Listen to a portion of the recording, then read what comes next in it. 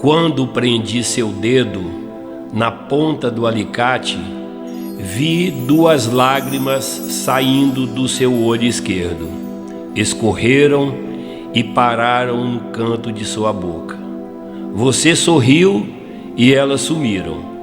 Nunca mais apertei o dedo de alguém.